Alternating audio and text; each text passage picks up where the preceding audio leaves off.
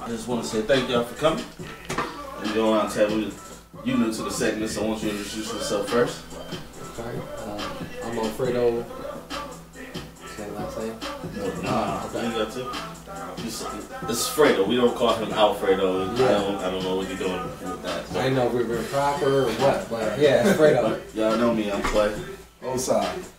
Alright, this is our man panel for Amending Words page. We're gonna kick this off with the sports segment. We're all from Michigan, so I want to talk about Detroit Lions because I can't do it no more. I don't know about y'all, and I wanted to get y'all take on this because simply, this is the second Lion great that we've retired early. The Lions have retired early, and I just can't go through this no more. I don't know about y'all, how y'all feel about that, but to lose Barry Sanders early in his prime and Calvin Johnson early in his prime, we have one of the most dysfunctional franchises. Ain't no doubt about that.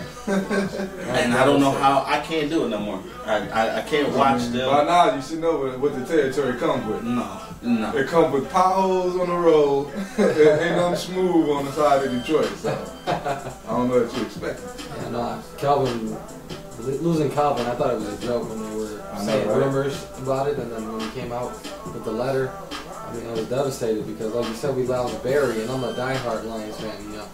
Feel like they're a part of your family almost, you know, when you're a true fan, and lose Calvin like that. I rather, especially just not only as a Lion, but as a player, I would rather him have gone to a team where he could have won a championship or at least go deep into the playoffs. Yeah. But that's the same sentiment we all have with Barry. Like, let him go win a championship somewhere, and the fact that they didn't want to trade him, I think that's messed up. Like, okay, they're not winning here.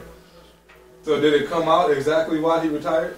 Because I didn't know. He wrote in a letter that it was about his body and the injuries, and that it was just the right thing for him and his family, the right move for him and his family. That's what I'm saying. The trend nowadays is retire early. Well, it's because of the whole CT information that came out. So on top of that, the situation is a little different than Barry Sanders, is what I mean. Well, Barry retired because he just couldn't get out of his contract. Exactly. Pretty much. So Calvin was coming up for $20 million payday for not only that, he could have opted out this year. I'm pretty sure that had something to do with it, though. Yeah. But that all that money that they was not about to pay him this year, they was not about to pay him that much money. But they would have had to franchise tag him or trade him, and I mean, because of all that. Well, they were going to franchise tag. Yeah. That's what was going to happen. It was going to cost them well over $20 million. I don't know. That's what I'm saying. I don't know if they would have did that. But the thing is, they were going to. They were going to. Period. They were trying to work on the restructure. You cannot. They were trying to make him take a lot less money. Yeah.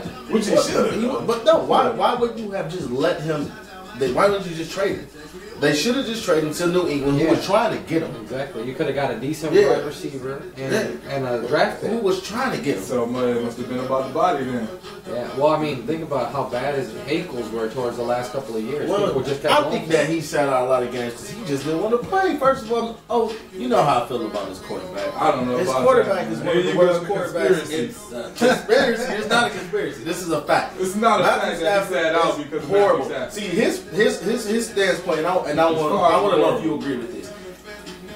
He believed because Matthew Stafford is an upgrade from the Scott Mitchells, the Joey Harringtons, who we had, Rodney Peete.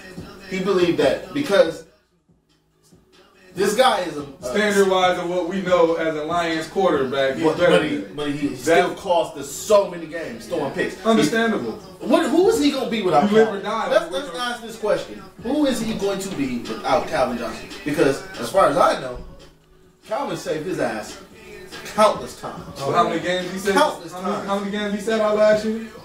In the games he played. And look how bad he did last year. He got benched. Franchise quarterback. And how many games? The last 8 games. Like if you look at his numbers, how many interceptions did he throw in the last 8 games of the season? When they got rid of that offensive coordinator. All I know is the Arizona game he threw 5 in the first half. That was a 4 in horrible the first performance. half. I'm sorry. It was a horrible performance. And that was in the last 8 games. It was a horrible performance. There's a reason why he got benched. It's the reason why Dan Orlovsky, if I'm not against Arizona. Clayton. There's a reason why a new general manager comes to a team and say outright that that's our quarterback. There's a reason why. It ain't because he's a great quarterback, maybe, but it's a quarterback you can build on. You got to take him for what he is. He ain't a quarterback you can lean on. Sam Bradford got a good contract from. There's not. That's the way the NFL is. If you got a halfway decent quarterback, you got to hang on. Exactly, because the half decent quarterback can win the Super Bowl if you put a team around. All I'm simply saying is, for Detroit Lions fans to hang their hat on Matthew Stafford, he's been a bum his whole career. He's always choked in the big moments. Go back and check his Georgia tape. I told you this when he came out of Georgia. Check his Georgia tape. See, one thing I like about Stafford, and probably the only thing, is he's tough as nails, especially for a Detroit team. You know what I mean? He is tough. What game was that where he got smashed? How many times he gets smashed? He got smashed. I mean, he plays for the Lions. Yeah. What are you talking about? He is tough. He has a big head. Big head people take the big shots. Look, but what he does too much, especially like you say, he throws interceptions. But what drives me nuts though is when he holds onto the ball all day. I'd rather him throw a pick trying to throw it to Calvin than hold on to the ball and throw it. Remember Kevin Smith? Did anybody remember Kevin Smith? Yeah. Rushed over 1,200 rushing yards. Right? One season. And we got rid of him because we wanted to go pass happy with Matthew Stafford. We ain't had a 1,000-yard rusher since. So you blaming that on Matthew Stafford? Yeah, I am going to blame that on Matthew Stafford. Why? That's my point. Can I talk for a second? Can I talk for a second? We talk about the Lions, the dysfunctional franchise. Up and down. I mean, from any position you go into, there's something wrong with it, and it's always been wrong with it. There's been in and out of people. There's never been a guy that's been there. Maybe cornerbacks come and stay there for a long time. Everybody else, in and out. In and out. Kickers. Everybody. So how you blame anything on Matthew Stafford? He's not he ain't coming in talking about, okay, we're going to be man, and they wanted him to be the face of the franchise. So instead of they released Kevin Smith. That's their fault. If they would have built a team around him, started from the running game, I think he's a good quarterback. Exactly. I don't think you should just give him the ball and be, all I'm saying go be big. I don't think he's that quarterback. I think Kevin Smith wasn't the most talented running back. Hold on. I think we trying to have him be that quarterback that goes out there and surveys the defense. That don't work. You know what I'm saying? And throwing 50 passes a game? That don't work. It don't work. You can't blame that on him. He's not calling the plays. They did that because of where they drafted him and what. Tell me that's not. Come on, man. You don't listen. Why would you go out there just because you drafted a dude high? Be like, okay, pass heavy. You know what I'm saying? Don't make no sense. Yeah, because that don't make sense. I mean, look at all our receivers we drafted high. Charles Rogers? Yeah. So you're blaming it on the running back talent? The point I just made. He's not going out there. First of all, it's the coaches who call the plays, not the franchise. So if you're going to blame it, it's on the coaches. Coaches too. Okay? So the coaches decided to go pass heavy with this quarterback. Why though? Because the NFL went pass heavy. Clearly. Not every team. Not every team, but most of the NFL went pass heavy. He was clearly not a pass heavy quarterback. But instead of saying, hey, you know, we just paid him $120 million, maybe we should hand the ball off 30, 40 times a game. They still went, we're going to run 10, 15 times a game. So that's the coaches and him. Because how is that his fault? Because it's still up to him to make a smart decision when he drops back to the ball. You know what I'm saying? It's still up to him to make a smart. That's the Michael Vick argument. That's still the Michael Vick argument. Not. Yes, it is. No, it's not. Michael Vick held onto the ball too long.